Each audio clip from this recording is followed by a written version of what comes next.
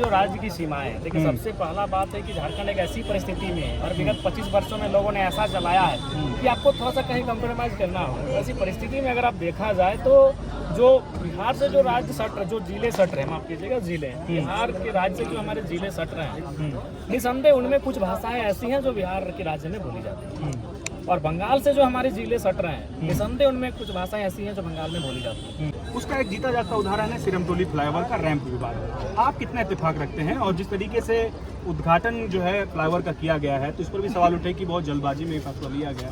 जयराम जी किस पक्ष में हैं? कुछ लोग ये बोल रहे हैं कि क्या विकास है तो विकास का पैमाना कैसे विकास होगा? विकास का कोई विरोधी नहीं, लेकिन एक बात है कि विकास किन के लिए। मान के चले आप हमारे लिए कमीज लेकर आए हैं, तो अगर हम ही नहीं इनको इनकार कर रहे हैं, हम ही नहीं पसंद कर रहे हैं, तो फिर जबरन नहीं थोपा जाना चाहिए। विकास जिनका ये राज्य है, अगर वो विकास में के लिए सहमत नहीं है तो उन पर एक चर्चा परिचर्चा होनी चाहिए थी।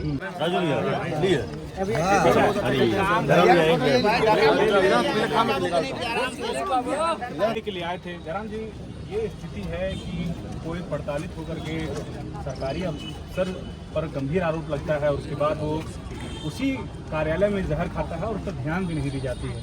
ऐसी नौबत क्यों आई? देखिए ऐसी नौबत ये तो हमको लगता है कि इस व्यक्ति में, इसको आप नकारात्मक सकारात्मक दोनों कहें। नकारात्मक ये कहें कि आत्महत्या नहीं करना चाहिए, सकारात्मक ये कहें कि ये तो मतलब इसने हिम्मत किया कि हम सरकार को एक अलग तरीके से हम मतलब आपको घेरेंगे।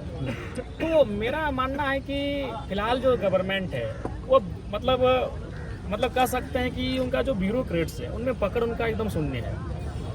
हमारे चूँकि एक एसपी महोदय से हमारी एक बात हो रही थी, हमारे एक मित्र है, तो उनका वो कहे कि अगर आप एसपी से बात करेंगे तो हो सके हमारा जो प्रभारी का क्षेत्र है उसको एक थाना मिल जाएगा। तो हम बात करने गए, बोले विधायक जी हमें दुख के, चूँकि आप हमारे जैसे हैं और हम लोग भी जब आईएएस की तैयारी कर रहे थे, आईपीएस की तैयारी कर रहे थे तो बड़ा उमंग था, लेकिन झारखंड में आपको हम स्पष्ट बताना चाहेंगे कि कम से कम एक जिला के कप्तान को तो निर्णय लेने देना चाहिए था कि भाई कौन थाना में कौन सा प्रभारी जाएगा, उसका फीडबैक क्या है। लेकिन हम लोग को सीधे मंत्रालय से चिट्ठी आता है, हम लोग कसम से खाली एसपी का मोहर और साइन करते हैं। ये परिस्थिति है हमारे राज्य में। एक एसपी की मैंने उसने अपने दर्द भरी कहानी को हमें सुनाया कि ये दशा है। ऊपर से हमें एक चिट्ठी आता है, हम लोग केवल मोहर और साइन कर देते हैं कि ये फलना बड़ा बाबू यहाँ का बनाया गया, फलना व्यक्ति यहाँ का थाना प्रभारी बनाया गया, वो हमारे हाथ में नहीं है। कम से कम जिला का कप्तान है, हमारे प्लेयर को चुनने का अधिकार हमको होना चाहिए था कि फॉरवर्ड में कौन खेलेगा, बैकवर्ड में कौन खेलेगा और कौन गोलकीपर से खेलेगा। लेकिन ये भी हमारे सीधे ऊपर से आकर हमें थोपा जाता है, केवल आप साइन करें। तो ये परिस्थिति है, और ये परिस्थिति जब तक रहेगी, जब तक इस प्रकार से ब्यूरोक्रेसी में ये निरंकुश हो जाएंगे, इसी प्रकार से तो कार्यपालिका पर भी सवाल उठता है। निसंदेह ब्यूरोक्रेसी का मतलब ये कार्यपालिका।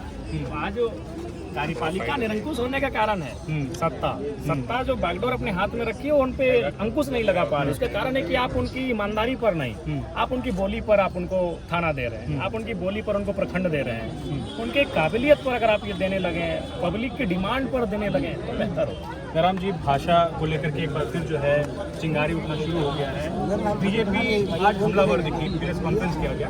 आपने देखा कि जिस तरीके से जेटेड में परीक्षा को लेकर के जो है एलिजिबिलिटी टेस्ट में जो है पलामू की मैं बात कर लूँ, पलामू प्रमंडल में कुड़ुक और नागपुरी को जो है मैंडेटरी कर दिया गया। तो भानु प्रताप शाही सवाल उठा रहे हैं कि वहाँ मगही बोलने वाले हैं, भोजपुरी बोलने वाले हैं, कुड़ुक और नागपुरी बोलने वाले थोड़ी है, तो ये तो जबरदस्ती थोपा जा रहा है। तो जयराम जी क्या मगही और भोजपुरी बोलने वाले के साथ का आवाज उठाएंगे या खड़े रहेंगे? आपको कहा था कि जो हमारी जो राज्य की सीमाएं हैं, देखिए सबसे पहला बात है कि झारखंड एक ऐसी परिस्थिति में है और विगत 25 वर्षों में लोगों ने ऐसा चलाया है कि आपको थोड़ा सा कहीं कंप्रोमाइज करना हो। ऐसी परिस्थिति में अगर आप देखा जाए तो जो बिहार से जो राज्य सट रहे, जो जिले सट रहे, माफ कीजिएगा जिले, बिहार के राज्य से जो हमारे जिले सट रहे हैं, निसंदेह उनमें कुछ भाषाएं ऐसी हैं जो बिहार के राज्य में बोली जाती हैं, और बंगाल से जो हमारे जिले सट रहे हैं, निसंदेह उनमें कुछ भाषाएं ऐसी हैं जो बंगाल में बोली जाती हैं।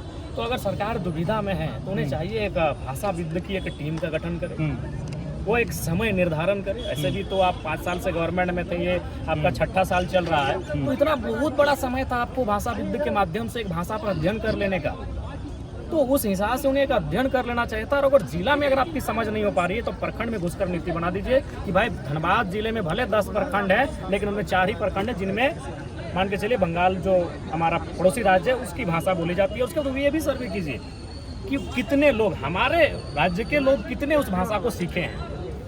आप उसी प्रकार जो बिहार से सटे हुए राज्य हैं उन्हें प्रखंड में घुसिए और उन प्रखंड में जाके जांच करिए कि कितने लोग तो इस भाषा को बोलते हैं जो बिहार में भी बोली जाती है। उसके बाद उसमें अब ये भी एक डाटा निकालिए कि कितने लोग पढ़े हैं, बोलना अलग बात है। आप तो बोलते हैं ठीक है, निसंदेह झारखंड में जैसे मैं किसी भी एक लैंग्वेज का उदाहरण लेता हूँ, XYZ कुछ भी, कि झारखंड के लोग बोलते हैं, लेकिन वो पड़ोसी राज्य में की भाषा है।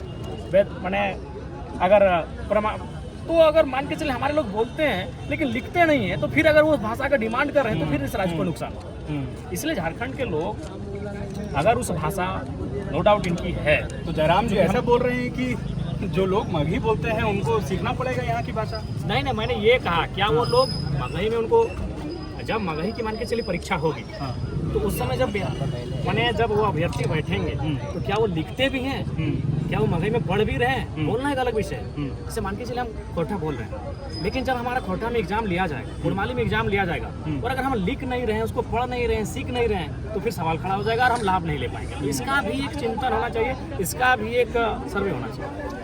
पद यात्रा आप लोग किए 1932 खतियान को लेकर के, और बड़े स्वर में जो है आप दुमका से पद यात्रा, देवेंद्रनाथ महतो 2 बार विधानसभा पहुंचे, ये राजभवन पहुंचे और वहां पर बड़ी संख्या में आपके कार्यकर्ता जमा हुए। तो कहा जा रहा है कि 1932 जो है वो जयराम की सरकार में संभव है, ऐसा आपके कार्यकर्ता कह रहे थे। हालांकि ये हाइपोथेटिकल है, लेकिन आपको क्या लग रहा है 1932 संभव है? देखिए, इसके लिए तो जो हमारे पूर्व के नेता हैं, जिन्होंने इस राज्य को 1932 दिखाया है और जो इस राज्य की भावना रही है, संभव है तभी तो उन्होंने इस रास्ते को दिखाया है। तो अगर मनसा होनी चाहिए, चाह होनी चाहिए, संभव है। और ऐसा नहीं, इस राज्य ने तो स्थानीय नीति के लिए विकल्प रखा है कि एक कॉलम में स्थानीय नीति परिभाषित नहीं हो सकती है इस राज्य की। ये राज्य विविधताओं का राज्य है, इस राज्य की भाषाएं भिन्न हैं। जैसे हम पश्चिम बंगाल की बात करें तो बांग्ला लैंग्वेज से हम उस राज्य को मैंने एक्सप्लेन कर लेते हैं। हम उड़ीसा जाएंगे तो उड़िया लैंग्वेज से उड़ीसा को एक्सप्लेन कर लेते हैं। हम गुजरात में गुजराती लैंग्वेज से उसको एक्सप्लेन कर लेते हैं। लेकिन झारखंड को आप एक लैंग्वेज से एक्सप्लेन नहीं कर पा रहे हैं, एक मैंने किसी भी कल्चर से एक्सप्लेन नहीं कर पा रहे हैं, तो इसलिए परिभाषित नहीं कर पा रहे हैं, परिभाषित नहीं कर पा रहे हैं, एक्सप्लेन नहीं कर पा रहे, लिहाजा 4-5 कॉलम में हम इस राज्य के जो स्थान नीति है उसे एक्सप्लेन करें, परिभाषित करें। तो आपको क्या लग रहा है कि सरकार कहाँ चुक रही है, या फिर सरकार को कहाँ दिक्कत आ रही है? अब तो मेजोरिटी के साथ सरकार 56 सीटें लेकर आई है। अब तो हमें लगता है बहुत भारी मेजोरिटी के साथ सरकार है, तो ज़्यादा अंतर है। विपक्ष के पास अभी हमें लगता है कि इस मैंने बहुत कम सीटें हैं। बिल्कुल, राज्यसभा भी नहीं क्लियर हो पाएगा। सही बात है, उनका इस बार एक राज्यसभा भी नहीं हो पाएगा। जो 2 राज्यसभा की सीटें खाली होंगी, हमें लगता है दोनों सत्ता पक्ष के पास चली जाएगी, उनके पास इतनी मेजोरिटी है। तो यहाँ तो उनको घबराने की आवश्यकता नहीं है। और सच में अगर वह झारखंड के हितार्थ की चाहती है तो उन्हें हमें लगता है स्थानीय नीति इन चीज़ों को परिभाषित कर देना चाहिए, एक समय अवधि तैयार करके एक बेहतरीन प्लानिंग के साथ, जो इस राज्य की अति आवश्यक विषय है।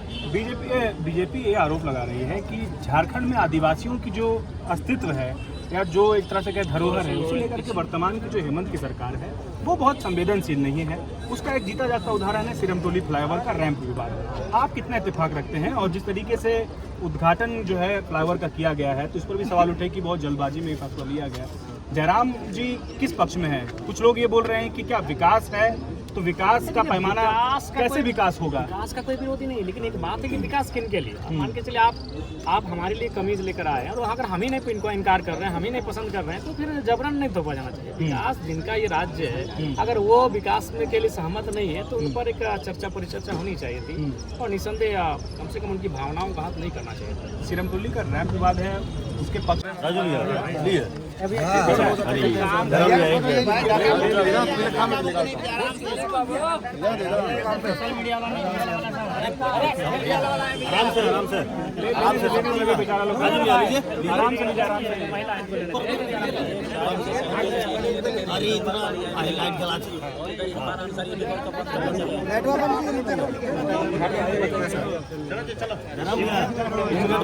सेल्फी के लिए विधायक जी सेल्फी दे दीजिए सबको।